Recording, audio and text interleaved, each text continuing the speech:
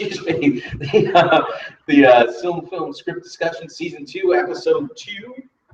We've lost Brian. Drink more water. I definitely will. me and Alex are gonna forge ahead. My dog is barking at the darkness. Awesome. Anyway, so let's get moving. We've got a lot of stuff to cover still. We've got to discuss what we're going to see in Valinor with the ambassadors in Valinor. We're going to discuss the points that we're going to cut back to Quaven. We're probably going to dump the flashback scene to Finwë and Mìriel and just kind of rest on what we've done in episode 1 and showing them here in episode 2 as well. We do have to block out the decision of the Elven ambassador, the choosing of the Elven ambassadors and their choice whether or not to go.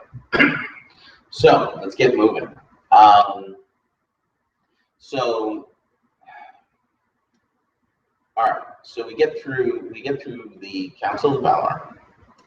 We cut to Orome striding through the Elven village like the demigod that he is, and that Hernando Cortez imagined himself to be. And we're going to see all the bits that we kind of just discussed in the last segment, and then we're going to what are we going to see next? We're going to see kind of the leaders of the elves all coming together. Okay, no, before that, we need to see a discussion between Finwë and Elwë as friends, and maybe Mìriel there as well. They need to discuss the impact of the arrival of Orome. They need to be talking that through. Elwë's kind of come around at this point. He's come to the conclusion that this guy's great. I mean, are you kidding? This is, I don't know if he's like, I don't know what I was thinking before, but I think that he's kind of come around. He sees now that Orome doesn't mean them any harm. Mìriel, I think, is still suspicious. Mìriel is concerned that Orome doesn't have their best interest in mind. And Finwë is on the fence. Finwë doesn't think, he's more neutral, I think. He doesn't necessarily think, what does she think he wants? What does Mìriel think? Oh, what does she think that Orome wants? Maybe she kind of resents his, Orome's kind of looking at them like, almost like children. They're the children of Iluvatar. They've been calling them the children for ages. And maybe she sees some danger in there being somebody who is that far above them. Maybe it's not necessarily something about Orome specifically that she objects to, but maybe she objects to the idea, and this might kind of set up Theodore a little bit. She objects to the idea that the Valar are above them, if that makes sense. So she, yeah, okay, good. That works for you. Awesome. So we've got Elwë on one side, who has kind of come around to the idea that Orome is not out to harm him. He doesn't know exactly what he's there for, but because he hasn't expressed it yet. But he doesn't have any suspicions about her. Finwë doesn't necessarily have any suspicions about any specific suspicions about him either. But he wants to see, he's holding out to see where this is going. Because this is the pragmatist, right? He wants to know, what's the point of all this? Why are we bothering? Why did he even bother to come here? Is his question. What's in it for him? And Mìriel, okay, go on. Mìriel's position seems to me to be that she objects to the idea of someone being set above them. Maybe she eventually is going to object to the idea of kingship. Oh no. I believe that Alex is typing something strenuously, so I'll kind of brief a little bit until he gets there. But we'll come back to it when there it is. It was Finwë who first convinced Elwë to meet Orome in the first place. Doesn't this feel like an out-of-character turnaround of his position? One of the things that I think we're going to be seeing is Finwë's inability to really take a hard stand on things. And yes, I agree that it would feel like, but remember what he said to Elwë, it was, don't you want to see where this is going? Don't you want to see where this leads to? And so he's still kind of holding out. He's not saying, I think that Orome doesn't have I don't think he has our best interests at heart. He's saying, I want to know more. I want to know more about what's happening. It's about knowledge. He wants to know more about what's happening. That works if we hang a lampshade on it, have people call it flip-flopping, and it works. Okay. So,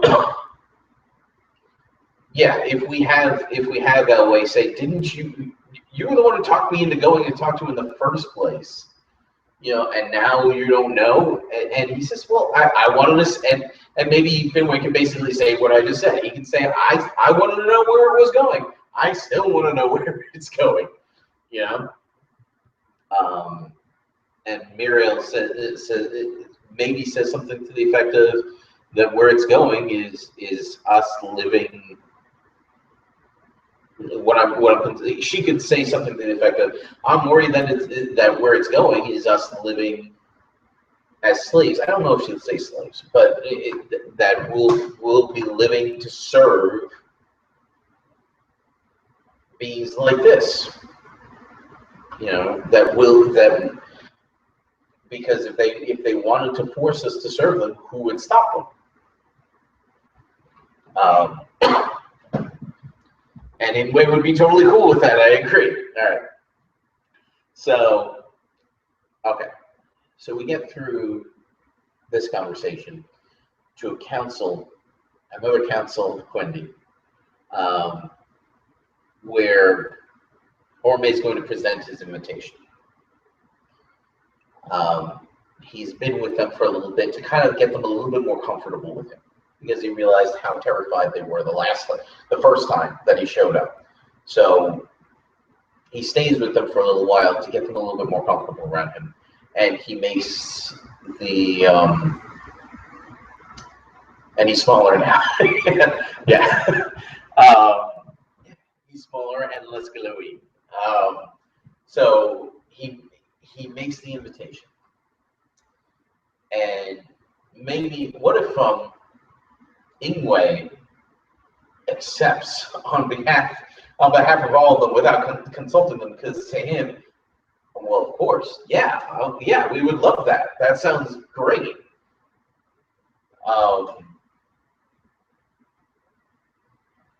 And again, maybe Elwë's also on board, and maybe Finwë kind of goes with the flow, I believe I speak for everybody when I say yes, of course, exactly. Yeah. And so what would be interesting is if Finwë doesn't speak up and say, I don't know about this. I don't think that, let's think about this for a minute. And then afterwards, Mìriel jumps on him about, you're just gonna go? You don't, like, you're not, you're okay with this? And he says, well, no, but again, I want to know where this is going. And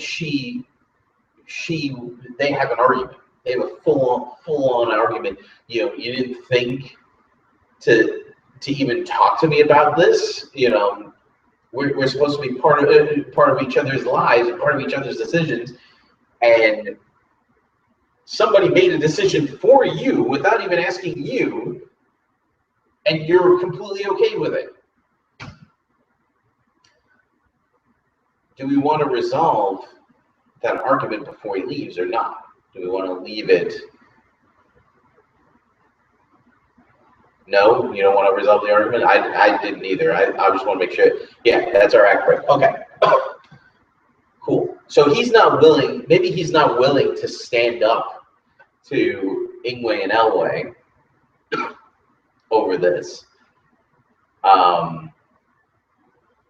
which she's not happy about.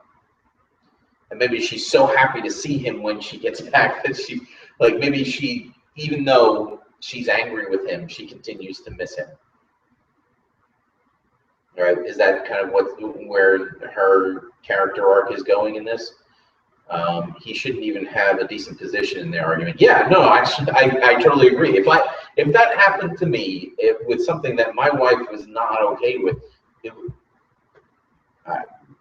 there was no way I would win that argument.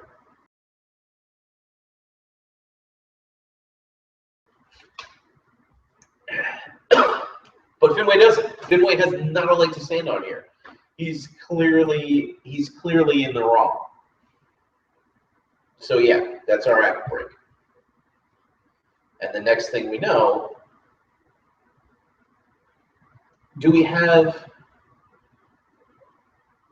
okay, so maybe we end that argument with her storming off to show that it's not resolved. Act 2, Valmar Boogaloo, yes. But do we have her storm off at the end of that argument? Is that how we're going to end that? I think, because if we end them with him still talking, then it feels like, oh, so I guess he I guess he left. Okay. And maybe maybe the camera pans around and we see his face, and Elwë and Finwë and Orome are off in the distance, implying that he's going to go with them. Okay, so we get to Valinor, and they're all there to meet them, right? There's the moment that we discussed where Vaire senses something, that there's something that she's got to do. She puts her hand on Mandos' arm and walks off. And her and Finwë have awkward eye contact, and the episode moves on. The next thing we'll see there, it's going to be hard to decide the order of what we're going to see. I feel like the last thing before our climax is going to be Finwë and Aule in Aule's shop. Like that, I think that's where we want to wind up.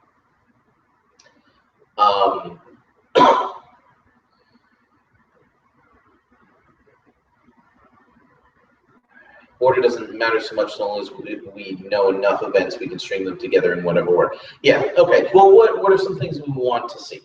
We want to see them walking through Valinor. Okay. We definitely want to see the trees. And Ingwe's having a spiritual experience everywhere he goes. Elwë is excited about everything. Finwë's kind of despondent. Because no matter what he does, he can't shake the fact that he left Mìriel and they may not wind up together because of this, because he's a weak, sad man. Dancing with Nessa right before or after the mid-act to pinch point, cut back to Mìriel. Yeah, okay. So do you think we need 2 cuts back to Corvenin? Because I think 2 would probably do it. Or do you think we can get away with 1?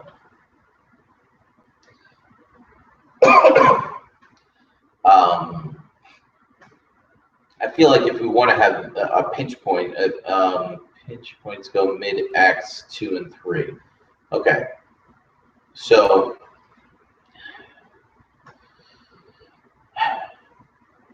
all right. I'm a little hazy on what you're on the timeline that you're trying to create there. So I'm going to try to get a few more events that we definitely need to see. I don't know that we don't need to see anything with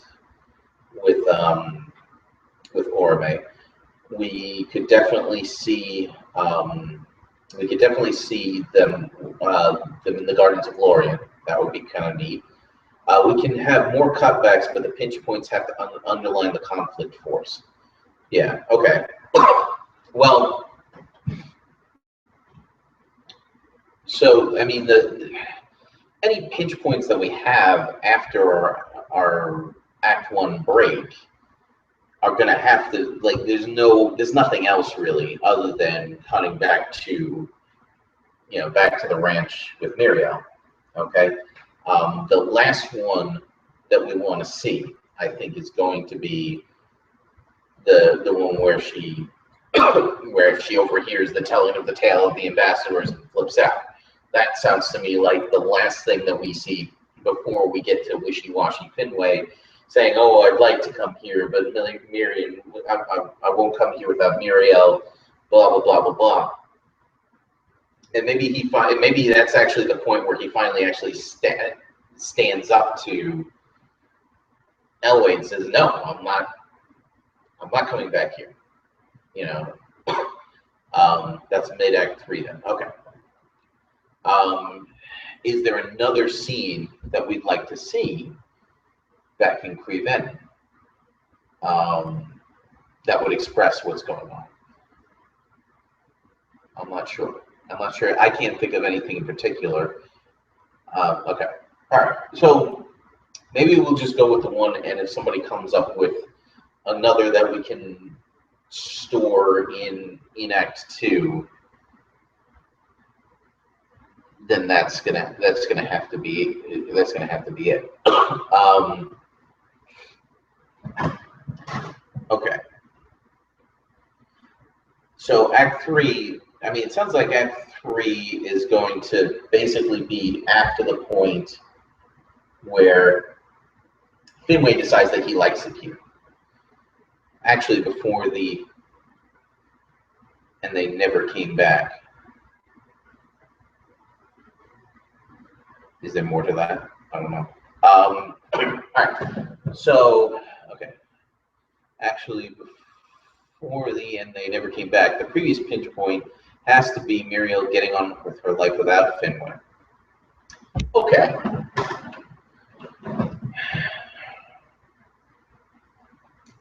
What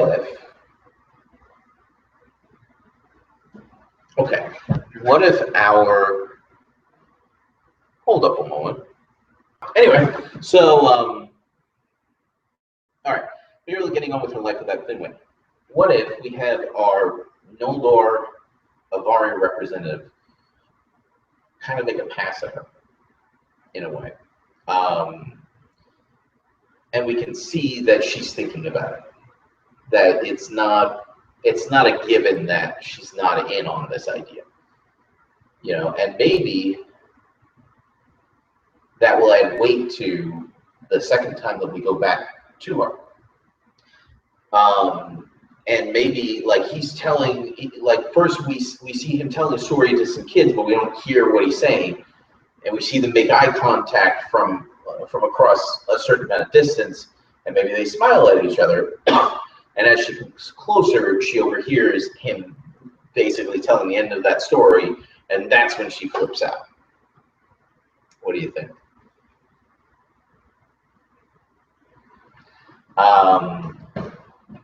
In the meantime, so basically what we would be doing is setting up this idea that he likes her, and she's not entirely. So no. Actually, I totally agree. It should be a separate scene. What I'm saying is that the first one, there's an establishment that there might be a relationship developing between the two because Finwë's been gone for forever, and she was mad at him when he left in the first place. And then, and that should be early on. That should be in Act 2 somewhere. And then in Act 3, there's a separate cut to the. No, it's fine. Okay. So we got that. All right. Yeah, I know it's late over there. It's starting to get late over here. So I'm going to try to move this along. We'll get this wrapped up. So we get our